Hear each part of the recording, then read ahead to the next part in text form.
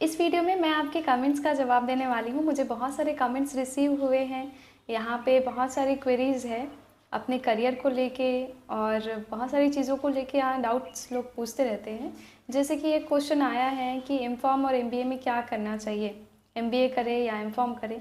तो इस पे मैंने ऑलरेडी एक डिटेल वीडियो बनाया है जिस पे कमेंट भी आया है, बीकॉम के बाद एमफार्मेसी और एमबीए में कौन बेहतर है। अगर आपने वो वीडियो नहीं देखा है तो प्लीज़ देखिए। और उसमें मैंने डिटेल में बताया है कि कौन सा कोर्स आपको करना चाहिए, क्योंकि ये बेसिकली आपके प्रेफरेंस पे डिपेंड करता है। अगर आप एकेडमिक्स में जाना चाहते हैं तो आप एमकॉम करिए। अगर आप फार्मास्यूटिकल इंडस्ट्रीज़ में काम करना चाहते हैं, मैन्युफैक्चरिंग यूनिट में, रिसर्च में काम करना चाहते हैं तो एमफार्मेसी करिए। अगर आप चाहते हैं फाइनेंसेस में एंटर करना चाहते हैं, सेल्स में एंटर करना चाहते हैं, कि आप कंपनी खुद की डालना चाहते हैं, ऐसा कुछ आपका टारगेट है, या फिर आप मेडिकल रिप्रेजेंटेटिव तक की तरह काम करना चाहते हैं, या मल्टीनेशनल कंपनीज़ में काम करना चाहते हैं, तो आप जा सकते हैं एमबीए के लिए। दोनों ही बहुत अच्छे कोर्सेज़ हैं और दोनों में अपने अपने लेवल पे सैलरी, जॉब सब अवेलेबल है। तो और डिटेल में जाने के लिए आप ये वीडियो देखिए। अगला सवाल है कि मुझे बीफार्म के बाद क्या करना है। तो ये मैंने कई बार आंसर किया हुआ है। बीफार्म के बाद क्या करना है ये इस बात पे डिपेंड करता है कि आप क्या अचीव करना चाहते हैं, क्या आपका टारगेट है। बहुत सारे एस्पेक्ट्स को यहाँ पे देखना पड़ता है। तो उस पर ऑलरेडी मैंने एक डिटेल वीडियो बनाया हुआ है, उसको आप देख सकते हैं। एम फार्मेसी नहीं, यहाँ पे बी फार्मेसी में सेकेंड ईयर से जॉब मिलती है कि नहीं। देखिए, जॉब एक्चुअली में आज के टाइम पे डिग्री पे डिपेंड नहीं करता। जॉब काफ़ी हद तक इस बात पे डिपेंड करता है कि आप में कितनी स्किल्स हैं। तो स्किल्स, अगर आप बी फॉर्म फर्स्ट ईयर में है, सेकेंड ईयर में है, जैसे कई लोग को आप देखते हैं 12th के बाद काम करना शुरू कर देते हैं, कई लोग स्कूलिंग के टाइम पे ही काम करना शुरू करते हैं। तो बहुत सारे यहाँ पे फैक्टर हैं, आपके घर के सर्कमस्टांसेस पे डिपेंड करता है। ऑब्वियस सी बात है, अगर आप ये पूछ रहे हैं कि सेकेंड ईयर के बाद जॉब मिल सकती है, तो आप कोई ना कोई इश्यूज़ फेस कर रहे हैं या कोई ना कोई एक्सपेक्टेशन आपसे है। तो आप क्या कर सकते हैं, बी फॉर्म सेकेंड ईयर के बाद जॉब मिल सकती है, ऑफकोर्स मिल सकती है।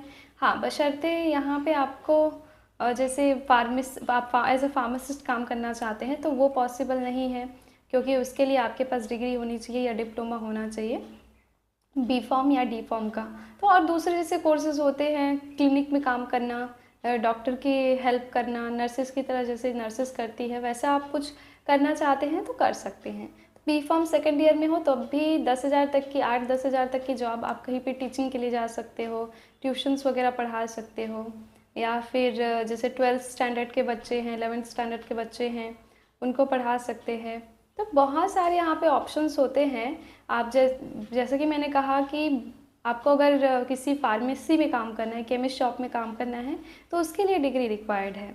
लेकिन उसके अलावा जैसे आप कोई और दूसरे काम में, एकेडमिक्स में कोई दूसरा चाहते हैं, कहीं और दूसरा काम करना चाहते हैं, तो इसमें कोई दिक्कत नहीं होगी।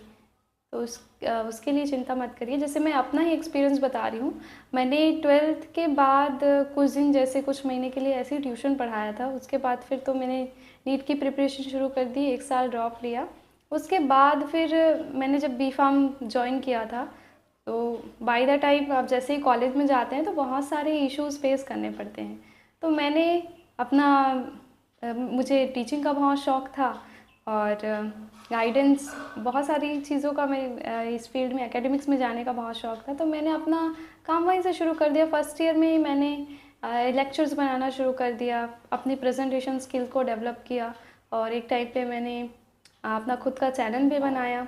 साथ ही धीरे से जैसे मेरा बी फॉर्म कंप्लीट हुआ और मुझे बहुत सारी और दूसरी कॉम्प्लिकेशंस झेलनी पड़ी, तो एक टाइम पे मैंने कोचिंग भी ज्वाइन किया। कोचिंग इन द सेंस जैसे नीट के बच्चे हैं और 12th के बच्चे हैं, उनको गाइड करने के लिए। तो ऐसे बहुत सारे आपके पास ऑप्शन होते हैं। सर्कमस्टांसेस सारी चीज़ें डिसाइड करती है असल में। तो सबसे पहला जो चीज़ आपको फोकस करना है वो है आपकी स्किल डेवलपमेंट। अगर आपके पास स्किल है तो डिग्री यहाँ पे कोई मायने नहीं रखता है, आपको जॉब मिलेगी। नेक्स्ट, मैम आपने भी बी फार्मेसी किया था क्या? हाँ, मैंने भी बी फार्मेसी किया है, था नहीं है। और मैं एम फार्मेसी कंटिन्यू करना चाहती थी जस्ट बी फॉर्म के बाद, बट बहुत सारी, जैसे मैंने बताई, गाइडेंस की कमी की वजह से वो मेरा रास्ता जो ऐसे सीधा सीधा जाने वाला था वो ऐसे ऐसे टेढ़ा मेढ़ा हो गया। So this happen some time, इसीलिए मैंने ये चैनल बनाया ताकि अपना एक्सपीरियंस मैं आप लोगों को बता सकूं और जो प्रॉब्लम्स मैंने फेस की वो आप लोगों को ना करनी पड़ी। बहुत सारे बच्चे हैं जो रेशियो सामने नहीं आता, बहुत सारे बच्चे हैं जिन्होंने टारगेट किया है कि हमें एमफॉर्म करना है, पीएचडी करना है और नहीं हो पाता, तो उसके पीछे के रीजंस को हम बाहर नहीं लेके आ पाते क्योंकि लोग बताना ही नहीं चाहते। तो मैंने सोचा कि क्यों ना ये सब बताया जाए ताकि आप लोगों को पता चले कि क्या क्या कॉम्प्लिकेशंस हैं, क्या क्या चीज़ें फार्मा में अभी बहुत डेवलप होनी बाकी है। और मेरे बारे में जानना है तो मैं उस पर एक वीडियो बना दूँगी। बहुत सारी चीज़ें हैं, अभी इस वीडियो में तो बताना पॉसिबल नहीं है। आगे चलते हैं। मैम बी फार्मेसी के बाद फार्मडी करें तो कैसा होगा? Please reply. Of course I am replying to you. B pharmacy के बाद फार्मडी किया जा सकता है। जैसे आप बी फार्मडी 5 साल का कोर्स होता है, बी फार्म 4 साल का कोर्स है। तो आप बी फार्म के बाद फार्मडी करने की सोच रहे हैं तो आपका एडमिशन होगा 3rd ईयर में, फार्मडी 3rd ईयर में। तो 2 साल आपको और पढ़ना पड़ेगा और फिर इंटर्नशिप। तो आराम से आप बी फार्म के बाद, जैसे लेटरल एंट्री में बी फार्म डिप्लोमा वाले आते हैं बी फार्म के 2nd ईयर में, वैसे ही आप फार्मडी में एंटर कर सकते हैं। जो 5 साल का कोर्स है वो आपको कुछ कम पड़ेगा।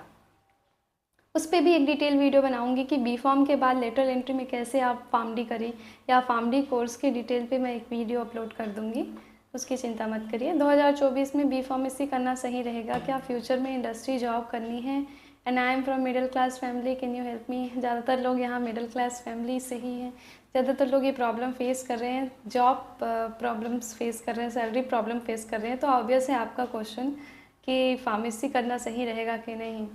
देखिए, आपको अगर फ्यूचर में इंडस्ट्री में जॉब करनी है तो बहुत स्कोप है।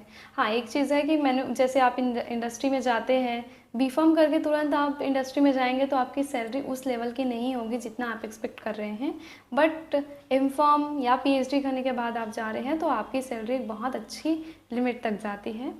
तो बी फार्म करना, बी फार्म के बाद इंडस्ट्री ज्वाइन करना अच्छा नहीं है। बी फार्म 2024 में बी फार्म करना सही है, लेकिन उसके बाद ये सोच के चलिए कि आपको एम फार्म करना ही पड़ेगा, है ना। केवल आप बी फार्म ग्रेजुएट के फॉर्म में इंडस्ट्री में एंटर करेंगे तो आपको बिल्कुल घिस देंगे, क्योंकि इंडस्ट्रीज़ जितनी भी है हमारे पास, प्राइवेट फार्मास्यूटिकल इंडस्ट्रीज़ है, और प्राइवेट में आप समझ सकते हैं जॉब का लेवल क्या है। 8-10 घंटे की शिफ्ट में आपको काम करना है, नाइट शिफ्ट, डे शिफ्ट कुछ भी हो सकता है। मैन्युफैक्चरिंग में आप जाएंगे तो बिल्कुल आपको मज़दूरों की तरह भी काम करना पड़ सकता है। इसलिए थोड़ा सोच के आप चलिए कि बी फार्म के बाद एम फार्म टारगेट करिए, 2 साल का ही है, कोई बहुत ज़्यादा नहीं पड़ेगा। और उसके बाद फिर आप इंडस्ट्री में जाएं। एम फार्म के बाद इंडस्ट्री में जाते हैं तो भी आपको एक डिसेंट सैलरी मिलती है, एक अच्छे पोस्ट पे आपको जॉब मिल जाएगी। तो आपको ये कंसिडर करके चलना है कि आप बी फार्म के बाद इंडस्ट्री में जाने का सोच रहे हैं तो प्राइवेट इंडस्ट्रीज़ ही है, मतलब प्राइवेट जॉब में ही आप चलते रहेंगे। हाँ, ये आप कर सकते हैं कि बी फार्म के बाद 2 साल, जैसे मैंने डीआई का बताया था, ड्रग इंस्पेक्टर का, तो बहुत अच्छा स्कोप इसमें भी है कि आप बी फार्म कर लीजिए, 2-3 साल इंडस्ट्री में काम कर लीजिए, उसके बाद फिर आप ड्रग इंस्पेक्टर का एग्ज़ाम दे दीजिए। तो आपका कहीं सिलेक्शन हो गया तो सैलरी आपकी 50,000 1 लाख से कम तो जाएगी ही नहीं। तो बहुत अच्छा फ्यूचर हो सकता है, आप बी फार्म कर सकते हैं। नेक्स्ट और भी क्वेश्चंस हैं और ये वीडियो लंबा ना हो जाए। मैम आप कौन सी कंपनी में हैं और आपकी सैलरी कितनी है? अब ये मैं आपको अगली वीडियो में आंसर करूँगी। Thank you so much. Stay healthy, stay safe, have a good day.